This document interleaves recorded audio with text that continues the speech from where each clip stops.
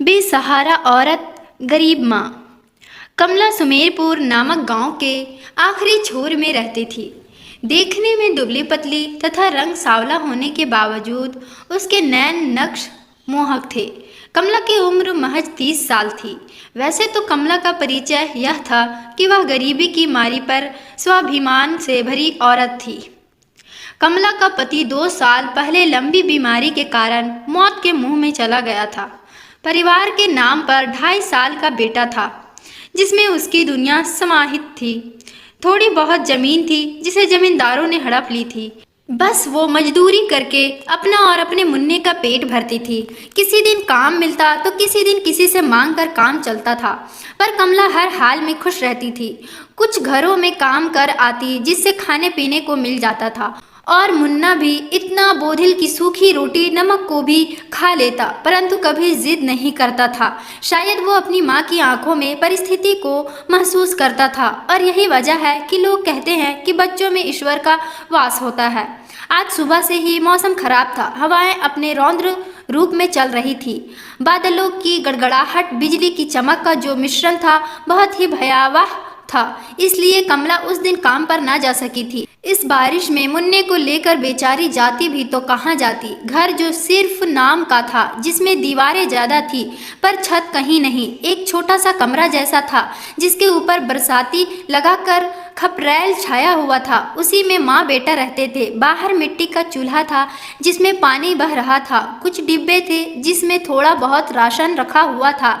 ईंधन की लकड़ियां भी भीग चुकी थी, पूरी तरह अब कुछ बना भी नहीं सकती थी। दोपहर में माँ बेटे ने बासी रोटी खा ली थी, पर जैसे 2 दिन ढल रहा था मुन्ने की भूख बढ़ती जा रही थी। कमला करती तो करती भी क्या, ना कहीं जा सकती थी ना ही कुछ घर में बना सकती थी। खान पान सही ना होने के कारण कमला का दूध निकलना भी बंद हो गया था, जिससे वो मुन्ने की भूख शांत कर पाती। खैर, भूख की जलन तो कमला के पेट में भी थी, पर मुन्ने की फिक्र में उसे महसूस नहीं हो रही थी। कमला कभी मुन्ने को चुप कराती तो कभी भरे हुए पानी को बाहर फेंकती। उस छोटी सी जगह में लबालब पानी भरा हुआ था। कुछ बौछार से अंदर आ रहा था, कुछ ऊपर फटी बरसाती से बह रहा था। उसके पास बैठने की जगह ना थी। एक चारपाई थी जिसमें मुन्ने को लेकर कमला बैठी थी। कभी पल्लू से उसको ढकती तो कभी फटे चद्दर से, और खुद लगभग गीली हो चुकी थी। मुन्ने का रोना बढ़ता जा रहा था। उसका रो रो कर बुरा हाल था। आंखें सूज गई थी। कमला का मन उसको देखकर फटा जा रहा था। सोच रही थी कि क्या मिल जाए कि उसे खिला दे। भूख के मारे ना बच्चा सो पा रहा था, ना ही उसकी आंखों में नींद थी। कमला ने सोचा पास में ही जो दुकान है उसका दरवाजा खटखटाए क्या, पर ना मुन्ने को ले जा सकती थी ना ही अकेले छोड़कर जा सकती थी। आज कैसी मुसीबत आ पड़ी थी कि उसे अंधेरे के अलावा कुछ नजर ही नहीं आ रहा था। इधर मुन्ना रोते दो पस्त हो गया था। अब उससे रोया नहीं जा रहा था, बस अब सिसकियां ले रहा था। कमला अंदर ही अंदर रो रही थी और घबरा भी रही थी। खैर, उसने हिम्मत की और मुन्ने को प्यार से चारपाई पर लिटाया, फटे चद्दर से उसे उड़ाया और माथे पर प्यार से हाथ फेरते हुए माथे को चूम लिया। मन ही मन सोचती जा रही थी कि कैसी अभागिन माँ है जो अपने बच्चे का पेट भी नहीं भर सकती। कमला ने बोरी को सिर पर ढका तथा मुन्ने को फिर से निहारा और फिर तेज कदमों से निकल पड़ी।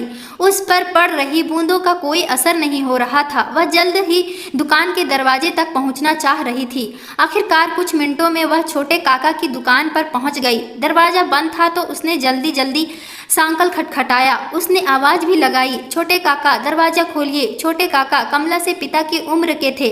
उनकी छोटी सी दुकान थी। स्वभाव से दयालु थे, जिस कारण कमला जरूरत पड़ने पर उन्हीं के पास आई थी। आखिरकार काका ने दरवाजा खोला तो कमला को देखकर चौंक गए। काका बोले, इतनी रात तुम यहाँ, सब ठीक तो है? मुन्ना कहाँ है? कमला ने कहा, काका अभी कुछ मत पूछिए, बस कुछ खाने को दे दीजिए। मुन्ने का भूख से बुरा हाल है, उसे अकेले छोड़कर आपके पास आई हूँ। इतना कहते कहते कमला ने एक आंचल से गीली नोट काका को थमा दिया था। काका अंदर गए और 2 बिस्कुट के पैकेट और अपने पास रखा दूध एक छोटी सी बोतल में भरकर देते हुए नोट भी हाथ में रख दिया और कहा, जल्दी जाओ, मुन्ना अकेला है। कमला को मानो खजाना मिल गया था। उसे आज काका में देवता नजर आ रहे थे। उसने कहा, काका आपका यह एहसान मैं जिंदगी भर नहीं भूलूंगी। और कहते कहते अपने घर के तरफ निकल पड़ी। उसे लग रहा था वो कितनी जल्दी मुन्ने के पास पहुंचे। बारिश की रफ्तार के साथ साथ उसके कदमों की रफ्तार भी बढ़ रही थी। कमला आखिरकार घर पहुंची। दरवाजा खोला तो सन्नाटा था। उसे लगा मुन्ना सो गया होगा। वह उसके पास पहुंची और बोली, मुन्ना, ओ मुन्ना, देख अम्मा तेरे लिए क्या लाई है। उसने बिस्कुट का पैकेट खोला और दूध को कटोरी में डालते हुए चारपाई पर बैठ गई। मुन्ने का चादर हटाया जो अब तक बौछार से गीला हो चुका था। उसने मुन्ने को उठाया तो उसे महसूस हुआ कि मुन्ना का शरीर एकदम ठंडा पड़ चुका था। कमला घबरा गई। उसने मुन्ने को पुचकारा, कहा, मुन्ना उठ, देख अम्मा तेरे लिए दूध लाई है। मुन्ना, ए मुन्ना, मेरा राजा बेटा, उठ जा। पर मुन्ना निढाल सा उसकी गोद में पड़ा था। कमला का दिल तेजी से धड़कने लगा था। अब वह मुन्ने को जोर जोर से हिलाने लगी, बार बार उसे पुचकारती, उसका मुंह चूमती। पर मुन्ना अब एकदम शांत था। ना उसकी सिसकियां थी, ना ही उसकी सांसें। कमला समझ गई थी, पर माँ की ममता यह स्वीकारने को तैयार नहीं थी कि उसकी आंखों का तारा बुझ गया था। अब वह जोरों से चिल्ला रही थी, पर उसे सुनने वाला कोई नहीं था। उसके आंसू लगातार बह रहे थे। बाहर का तूफान फीका पड़ गया था। उसके अंदर उठ रहे तूफान के आगे काफी देर बाद कमला ना जाने क्यों जिगर के टुकड़े को आंचल में लपेटकर दरवाजे से निकल पड़ी। अब उस पर बारिश का कोई असर नहीं था। उसकी आंसुओं को बारिश की बूंदें खुद से मिल रही थी।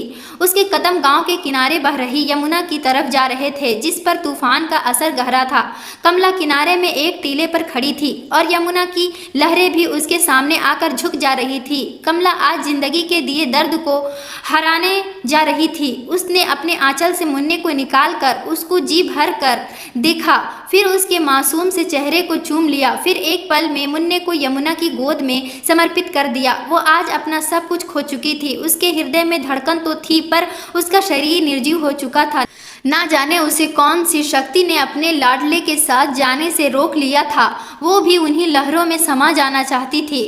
उस दिन प्रकृति ने भी उसके दर्द में आंसू जरूर बहाए थे। एक बार कमला ने लहरों को देखा और फिर मुड़ गई थी। अब तक बारिश का तूफान भी थम चुका था और कमला के मन का द्वंद्व भी हार चुका था। उसके कदमों में वो रफ्तार न थी, पर वो रुके भी न थे। कमला का सब कुछ छिन गया था। चाहती तो वो भी छलांग लगा सकती थी, पर वो कायर नहीं थी। उसके साहस के आगे आज तूफान भी नतमस्तक हो गया था। आज उसका स्वरूप किसी देवीय शक्ति से कम न था। काल ने उसके जिगर के टुकड़े को भले ही निगल लिया था, परंतु मृत्यु का भय उसके मुख पर बिल्कुल नहीं था। उसके स्वाभिमान ने उसे हारने नहीं दिया था। कमला को पता था कल फिर सुबह होगी और उसके साथ भूख की आग भी होगी। उसके कदमों में हौसले की छाप थी और आंखों में जीवन का उद्देश्य था। उसे अपने उसी घर जाना था और वहां भरे हुए सैलाब को साफ करना था।